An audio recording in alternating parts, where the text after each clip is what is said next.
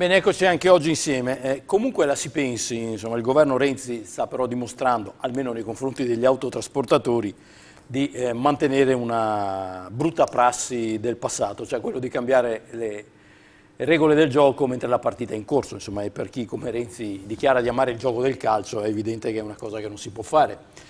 È successo questo con un ritardo di oltre un mese rispetto al consueto, solo dopo pressanti insistenti richieste di incontro rivolte da Confartigianato ed altre associazioni di categoria, ed appena 3 giorni prima della scadenza fissata per il pagamento delle tasse, il governo, attraverso l'Agenzia delle Entrate, ha reso noto l'importo delle deduzioni delle spese non documentate spettanti alle aziende di trasporto di merci per conto terzi. Ma la vera ed amara sorpresa sta nel fatto che il governo, facendo letteralmente marcia indietro, ha disatteso quanto concordato nei mesi scorsi ed ha drasticamente ridotto gli importi giornalieri delle deduzioni, facendoli passare da 56 euro a soli 18, da 19,60 a 6,30, da 92 a 30, a seconda dell'ambito territoriale in cui il servizio di trasporto viene svolto. Sostanzialmente è un aumento delle tasse, se si riducono quelle che si possono dedurre. Ne parliamo con Michele Varotto, che è il vicepresidente nazionale di Confartigianato Trasporti. Voi naturalmente, devo dire un po' come vostra abitudine, avete replicato a muso duro. Non intendiamo subire passivamente le scelte imposte e ci siamo pronti a mobilitare drasticamente l'intera categoria, non escludendo il fermo dei servizi.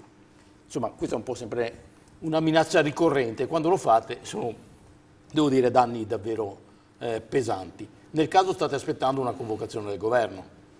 Noi stiamo aspettando la convocazione del governo, comunque diciamo che noi il fermo dei servizi lo proclamiamo, ma cerchiamo sempre di mantenere il dialogo col governo perché è una cosa deleteria un fermo dei servizi. In questo caso però noi Veneto siamo sempre stati un po' contrari al fermo dei servizi, cerchiamo sempre il dialogo, ma in questo caso hanno creato un problema veramente grosso, cioè perché ci sono ditte artigiane che si trovano in difficoltà per il pagamento delle tasse e non hanno i soldi. E siccome erano dei patti che erano stati fatti con il governo, quindi non sono cose uscite all'ultimo momento, erano cose che sono state fatte, descritte, sono state regolate e sono soldi che parlano del 2014, quindi sono tasse del 2014, un'azienda artigiana nostra... Voi avete fatto i conti, dice, io alla fine per la gestione del 2014 devo pagare tot di tasse, a due giorni prima che bisogna del pagamento vi dicono no, cambiano le regole. A livello italiano abbiamo dalle 50 alle 60 mila imprese che si trovano, abbiamo fatto i conti, dalla più piccola alle 6-7 mila euro a chi 14-15 mila euro da pagare immediatamente per il 7 luglio. Che credo quei problemi che ci sono o che non hanno i soldi o che avevano fatto i programmi che non dovevano pagare, non li hanno pagati, li stanno spostando, ma li stanno solo spostando ma perché non li hanno in tasca. Quindi il 7 luglio è già passato e quindi allora ci sono molte aziende di trasporti che non hanno temperato quanto loro richiesto. Io ho una marea di telefonate di gente che ha detto che non ha i soldi. Dicono io cosa faccio? Io non pago e non so, certo, va come deve andare. Cambiare le regole del gioco in corsa, insomma, è evidente che crea questo tipo di problemi. Fra l'altro andando ad incidere su un settore che nel solo Veneto in 2 anni ha perso l'8% delle proprie aziende, sono 621 aziende che hanno chiuso, aziende di autotrasporto. E voi state subendo, fra l'altro, la concorrenza dei paesi vicini. Vedo che citate la Slovenia, me ne ricordo alcuni, la Romania, la Slovacchia, la Bulgaria, la Polonia, l'Ungheria. Insomma, loro vengono, tra virgolette, a rubare il lavoro qua da noi? E loro fanno parte della comunità europea, ci sono delle regole di cabotaggio, entrano in Italia e entrando in Italia con personale che costa circa il 40% del nostro personale, con gasolio fatto da loro che costa il 30% in meno, operano in Italia e oltretutto saltano il problema del cabotaggio. Il cabotaggio è che loro possono stare 3 giorni in Italia e dovrebbero tornare, ma ormai è consuetudine che entrano, lavorano tutta la settimana, nessuno le controlla, non riesce a controllare, quindi lavorano un 40%, un 30% meno del costo del lavoro che abbiamo noi.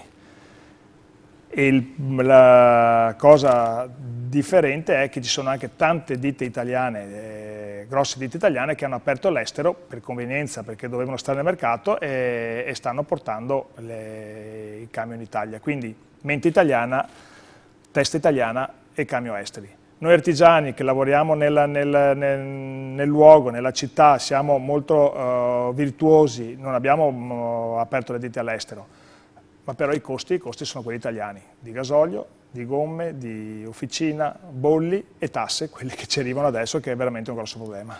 Ecco, ci può spiegare meglio cosa vuol dire deduzione delle spese non documentate? Vale a dire, cosa sono le spese non documentate? Perché si capisce il problema. Sì, ma per chiunque deve pagare le tasse, cioè, beh, allora sì, tutti possiamo... Certamente, erano stati fatti sono dei conti tecnici sul mondo del trasporto per ridurre un po' l'impatto delle tasse, che era molto alto, e visto che il trasporto, lavorando nel tessuto in Italia, avendo dei costi molto alti, si era tenuto conto che chi aveva fino a un certo numero di dipendenti, 2 dipendenti, ma se guidava il titolare, oppure fino a 600.000 euro di fatturato, fino a quella cifra, e tutte le spese che venivano fatte esterne all'ambito comunale, tipo il mangiare, il dormire e tutto il resto, si scaricava una parte dalle tasse, e questo per stare nel mercato.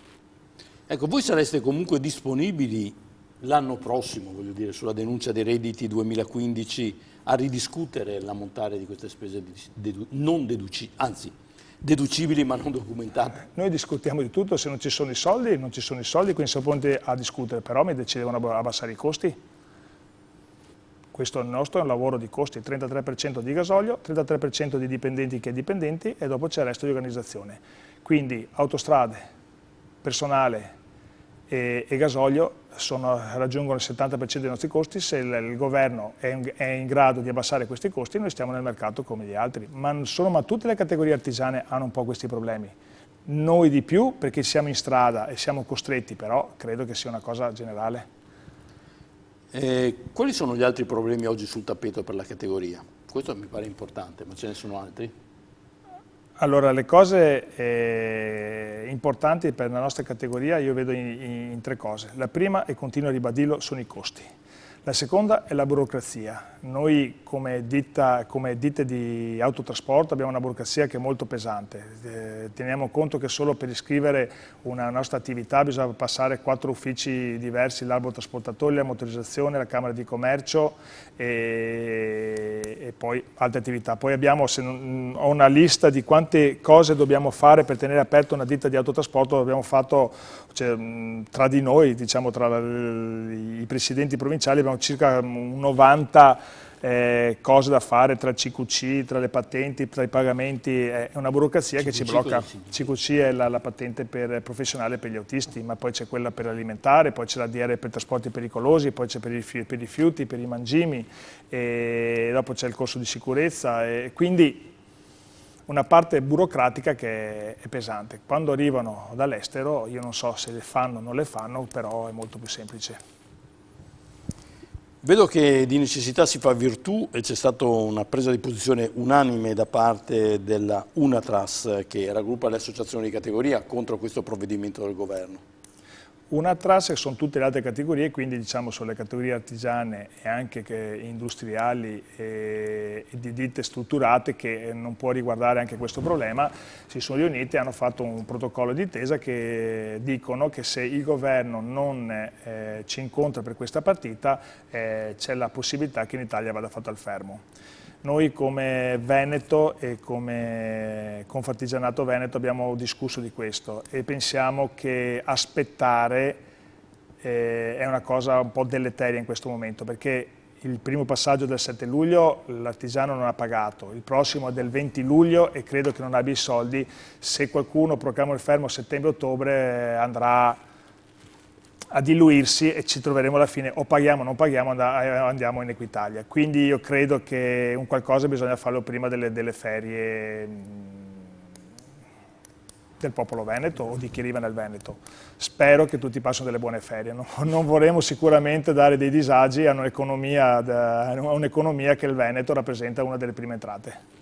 Ricordo che negli anni scorsi, rispetto alla concorrenza da paesi stranieri, voi avevate denunciato anche il problema della sicurezza di quei mezzi, sia sicurezza sulle strade sia in termini di inquinamento. È ancora un problema presente? Io credo di no. anche perché vedo che in questo momento hanno dei mezzi molto più nuovi dei nostri, perché alla fine loro i contributi statali li hanno per comprare i mezzi. E sono ditte strutturate, abbiamo flotte di ditte ungheresi che hanno 4, 5, 6 mila camion e arrivano in Italia e loro possono operare con quantità importanti di mezzi. Manca la flessibilità che abbiamo noi, perché l'autista viene pagato quello che viene pagato, a chilometri danno un certo lavoro, ma in uno Stato italiano dove la conformità geografica è particolare, dove abbiamo delle abitudini di lavoro abbastanza particolari ed esigenti, quella flessibilità che dà il comparto artigiano fino a 10-12 mezzi difficilmente viene operato su una ditta più importante, sia italiana che straniera. Il problema è che non possono pagare il lavoro fatto, vogliono pagare come una ditta strutturata estera. Noi non siamo in grado di sopportare quei costi. Se ci portano allo stesso livello noi siamo pronti. A proposito di questioni sempre aperte, sulla partita aree di sosta per camionisti c'è stata qualche novità? Sento che le vogliono chiudere, quindi perché non danno reddito. Io vedo che le autostrade le pago profumatamente. No, poi secondo me è una questione veramente di dignità umana. Poi ci fanno credere che ci scontano, che ci fanno tornare attraverso dei soldi dopo 3-4 anni che ormai ci siamo anche dimenticati. Le autostrade è una cosa molto delicata e importante. Qua ci sono delle concessioni che devono essere rinnovate, e purtroppo vengono rinnovate sempre i soliti noti. E se vengono rinnovati i soliti noti io non credo che ci faranno disconti oppure pagheremo meno le autostrade. Ma al di là di quello c'era il problema proprio della creazione di aree attrezzate di sosta, perché voi tra l'altro non potendo correre nei fine settimana, cioè basta frequentare l'area di sosta di un autogrill e ci si rende conto di in quali condizioni insomma, i camionisti, a prescindere dalla nazionalità, vivono. Oltretutto abbiamo anche un codice della strada che è molto rigoroso, quindi non abbiamo delle deroghe importanti come hanno anche gli altri paesi per riuscire a rientrare anche nelle nostre attività. Se io ho un mezzo che ha finito le ore guida a Limenella, per 5 minuti si deve fermare in area sosta, per 7 minuti non mi può rientrare in sede perché non è permesso, e quindi c'è il rischio che l'autista dorma nel mezzo, dorma nel camion la notte per 7 minuti, se no sono 600-700 euro, cioè è molto rigido il codice della strada. Quindi io non dico che non bisogna seguire il codice della strada, cosa va seguito anche a livello europeo, è la flessibilità anche di quello per riuscire a lavorare. Le aree sosta in costruzione non ne ho viste ultimamente, a parte le ultime, e sento che anche tante le vogliono chiudere perché costano. Grazie quindi a Michele Varotto. Volevo dire una cosa. Assolutamente. Ai colleghi e alle persone di Mira e Dolo, diciamo che siamo qui presenti, credo che sia in associazione o in Confartigianato chiamano se c'è bisogno di qualcosa, noi siamo pronti a rispondere per il tornado che è passato e anche per i colleghi che sicuramente hanno un doppio problema. Grazie allora anche per questo a Michele Varotto, che ricordo essere il vicepresidente nazionale di Confartigianato Trasporti, associazione insomma, che come le altre associazioni di categoria è sul piede di guerra insomma, per questa decisione assolutamente discutibile del governo. Personalmente, a prescindere dal merito, insomma, non si possono cambiare le regole del gioco a conti fatti. È evidente che questo crea un sacco e mezzo di disagi e problemi ad una categoria già in difficoltà per i motivi che abbiamo espresso in questa trasmissione, vale a dire in primis la concorrenza dai paesi stranieri. Grazie al nostro ospite, grazie a voi, alla prossima.